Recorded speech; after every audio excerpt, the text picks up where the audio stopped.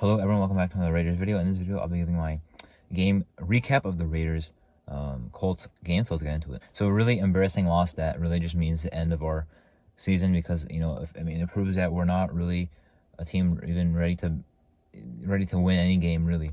If we couldn't win this game, I don't know what game we can win for the remainder of the year. So, we are 2-7. 10-7 will get you in the playoffs, probably, but you would have to win out. We can't say this team is going to win out. We can hardly say this team will win 4 games. Of course, playoffs probably not going to happen. Now, what is going to happen? We'll see. Maybe it looks like it's going to be a tank job for the rest of the year, whether on purpose or not. I mean, even if we try, apparently we can't win games. So, we're going to end up with a high pick and we'll end up with a really bad record. McDaniels somehow is job security, even though, he was, hired to a win now team mode, win now mode, a team that was in a win now mode, right? In which they made the playoffs the year before, in which they made the necessary offseason moves to, be in that win and now mode and, put together an offseason to where, you're expecting a playoff run, obviously. You would not do all that as a rebuilding team. You would not trade 2 first-round picks as a rebuilding team. If you're a team that did not think you were ready, you would keep on to your picks and build through the draft. But, with the playoff team that we had last year, we just tried to expand on that roster with a lot of good moves. I think we did make a lot of nice moves, but they're not working out. Some players reportedly are not playing really they're not really buying into this whole thing. They're kind of done. They quit kind of. Maybe they don't like McDaniels. Maybe they don't care about winning. Maybe they just want their paycheck and to leave, get out of the season. But we do have a lot of guys still out there putting in a lot of effort, like Derek Carr, like Max Crosby, like Devontae Adams, like Nate Hobbs, who's hurt unfortunately. Who are these guys that are not really trying? I don't know, to be honest. I've been trying to think about who it could be. I haven't really been able to pinpoint exactly who it could be. I mean, I guess it could be a guy like Chandler Jones, but I think he's just declining his game. I think his game is just declining. Doesn't mean he's exactly quitting. He's just not as good as he used to be. Plus his first year here was also McDaniels' first year here. He knew it was McDaniels was here. I would not really say he's a guy that quit, but he's still playing really terrible. He's not going to improve at all this year. We need to get a defensive end next year. Now, I do actually want to, go over the game as well. Started out playing really ugly. Only 7 points in the first half. Another time, allowing, points at the end of the half. When the Colts had 58 seconds, 2 timeouts, they do get a field goal. Really ugly first half. 7 points put up. That was a really nice drive. Capitalizing off a really nice turnover of Meek Robertson with a heads-up play. That's about a start of the season where he makes a heads-up play. John Brown recovers. John Brown looked terrible, by the way. He's not who we thought he would be. That was definitely a bust of a signing.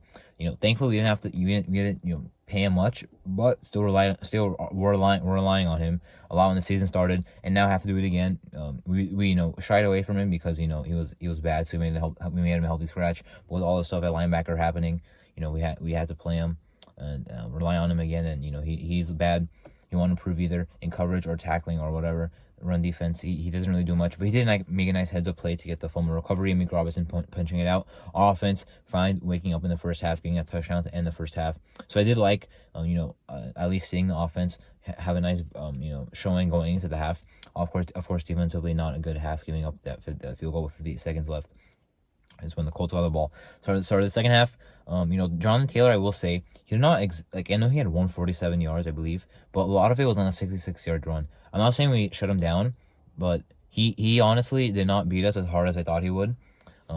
Besides obviously that one play, and situationally he did pretty nice as well. He had a really good game, but I think it could have been a lot worse. Now what should have been a lot better is containing the pass. Now of course when we were expecting to go up against what we were expecting to go up against was Sam Ehlinger. It was Matt Ryan. Jeff Saturday came in there, and maybe that's one of the reasons Frank Reich got fired. Maybe he was too bad of a decision to bench Matt Ryan. He did have an injury though. He was back and healthy from his injury. They played him. He's a veteran. He played a really nice game. No pressure again. We had 1 sack, Crosby with a sack, but it was on a rollout play action pass with Matt Ryan, who can't escape a fast defensive end, and Max Crosby. No pressure again. Run defense, as I mentioned, was actually better than I thought, but we are still playing. We still got dominated, of course. Matt Ryan on that 39-yard run, 38-yard run, that was unacceptable. Doran Harmon has to have more effort trying to take him down. He made a terrible whiff attempt. Meek Robertson finally chased him down.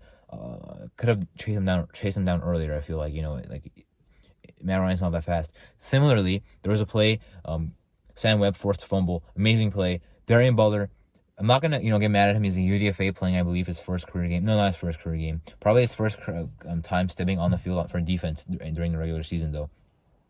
And he has a great chance. Would have won the game probably if he recovered that. Unfortunately, went right through his hands. And Michael Pittman, who fumbled, recovers it. So I'm not gonna get too mad at that was a bad play by Butler, but UDFA, I'm not gonna get too mad at him. But if only he got that one. It somehow resulted in a gain of 1 yard. And then following play, 35-yard touchdown. Paris Campbell caught the ball for about 10 yards. Okay, whatever. Took it 20 more yards for a touchdown. No, could not tackle him. Merrick, Meek Robertson, Anthony Everett. No one can bring him down. Similarly to a play in 2020 when we played the Colts at home, Jonathan Taylor escaped from Eric Harris, Trayvon Mullen, and I believe Jonathan Abram. Similar thing. Did not tackle him. Pass defense, I think we're one of the worst, if not the worst pass defense in the league. I just saw a stat that said that Mahomes, I believe it said it was saying Mahomes is QBR. I'm not sure if it was like his all-time best QBR or his current QBR or what, but it was saying that his was the best QBR out of any quarterback. But if you were to look at the QBR that we allow to quarterbacks, it's even higher than that, and Mahomes is the best one. Again, maybe it's based off this year, his career, whatever it is. Mahomes as a quarterback, his QBR is the highest in the league. When we allow a higher QBR to the quarterback we're playing. Really bad pass defense has not been able to get fixed on their multiple defensive coordinators, multiple schemes, multiple different player personnel coming in. I've heard they want to give McDaniels a full offseason to get his guys. He just had that. Patrick Graham is his guy. Some of the guys on defense they brought in are Patrick Graham guys. Are Ziegler McDaniels guys. So how come it's not working? There should be no jobs. He should be Ziegler. I like the moves he made, but in my opinion, I think McDaniels is bringing it down. So there are some bad moves he made, of course, like Jalen Brown, Chandler Jones, some of these other things, Anthony Everett. But I feel like the team would have done a lot better if we had a better head coach. I'm not gonna say we should fire Dave Ziegler, but McDaniels. If we're tanking, sure, you can keep him to the end of the year, but nothing past that. No way we can go into another season with him as a head coach. The rebuild will not start until McDaniels is fired.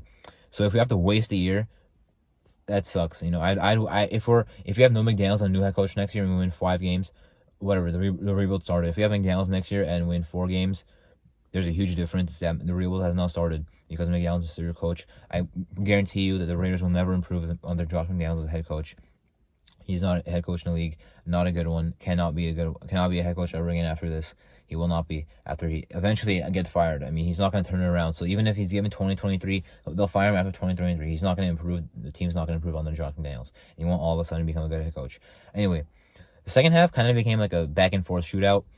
I like that. What I don't like is that we went on a long drive on offense, touchdown. That's great, and then we allowed 66-yard touchdown to Taylor. We just got the lead back, and now it's gone again. I did like how our defense went 2 for 2 on 2-point conversion stops. That was pretty big.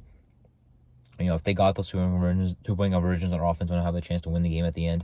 We were down 5, however, which was enough to win the game with a touchdown, but we'll get to that. So,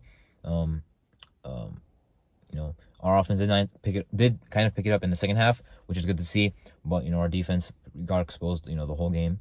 Not like looking terrible, but against what we're going up against, just embarrassing how bad they played. Patrick Graham is not who I thought he was. Some of these guys on defense, like I mentioned, Jalen Brown, Chandler Jones, not how I thought they were. Not what I thought they were. Bilal Nichols, same thing there. Hopefully we get Nate Hobbs back soon because he's more than I thought he was. He's very good. Rocky seemed pretty nice. Sam Webb with a really nice game. Luke Manderson made some nice plays, so I do want to give some shout-outs there. Now, we have the ball back with a chance to win the game. Our offense is not clutch anymore. Our team is not clutch anymore, unfortunately. Last year, we have the ball in that spot. We have the ball in any of the 6 spots we've had to win the game this year. We're winning. I feel like over half of them, if not all of them. How many close games did we win last year? We have the ball on offense. You already know what's going to happen. You get in the field goal range, you get the field goal, win the game. Now, we just can't do that. We can pick up some firsts, but when it comes down to it, we screw up. It's 1st and 10 at the Colts 19-yard line. Incomplete pass to Jacobs. That's fine. 2nd and 10, McDaniels wants to run the ball on 2nd and 10, and now it's 3rd and 6. That was a terrible idea. I knew After that, and then third down, Carr threw it to Foster Moreau. People have said Foster Moreau dropped the ball. He didn't really drop it. It was tipped down. I mean, it hit his hands, then bobbled away, then batted down. Okay, you can say that. You can count it as a drop. I don't know. It was definitely a good throw, definitely for the win right there. Maybe not for the win because the Colts still had like 50 something seconds left to get the ball back to do something, but would have, of course, gave us a lead by 1 point and then pending extra point. But that was incomplete. 4th and 6. McDaniels called for a fade shot to Devontae Adams. Carr throws it. It was catchable. Unfortunately for us, that's Stephon Gilmore in coverage. I'm surprised Devontae Adams was left 1-on-1. He was. Stephon Gilmore, though, all pro corner. Now, I can't blame McDaniels for this one. It would just be lousy to blame him and say, why would you throw the fade to Devontae Adams? Because there's two things you could have said. You could have said, just let all the receivers run their routes, Carr make a read and throw the ball for a first down, which is what I was hoping for. Or you could just throw it to your best player, 1-on-1, hope he makes a play. I can't blame McDaniels for not working because everyone always said, just give Devontae Adams the ball more, your best player. That's what he did, I can't blame McDaniels. He did exactly that. It did not work, unfortunately. But that 2nd and 10 play call was still terrible. Devontae Adams played one heck of a game, fighting for first downs, amazing stuff. I feel bad for how frustrated he's getting with our team. It's his first year here. He made a bold move to get out of Green Bay, and now this is what's happening to his career. Fortunate. If he's stuck on a rebuild, I would feel really bad, especially with him, stuck on a big contract with us. I don't see him demanding a trade soon, but you see him getting frustrated. You would see him getting frustrated if the quarterback is moved on from him that he came here to play with, and the head coach who probably doesn't like is still here, and we're a losing team. If that does happen, I'm sure he won't be happy. Regardless, another close game lost, 2-7. I did say I'd make a mock draft if we lost this game, but I'm not going to do that. Number one, I expected us to win. Number two, I'm not going to quit on the season. I'm not going to do mock drafts until the season ends. I don't care if we're whatever our record is. When the offseason comes, I'll do the mock drafts. I can't wait to do it. However, right now we have to finish the season. Still looking forward to the games. Not expecting much, but I'm still looking forward to the games. Like that, like a Raider game on a Sunday. I'll watch that 100%. Anyway, that was my game recap of the Raiders Colts. Week 10 regular season game. I'm Arthur. Thank you for watching.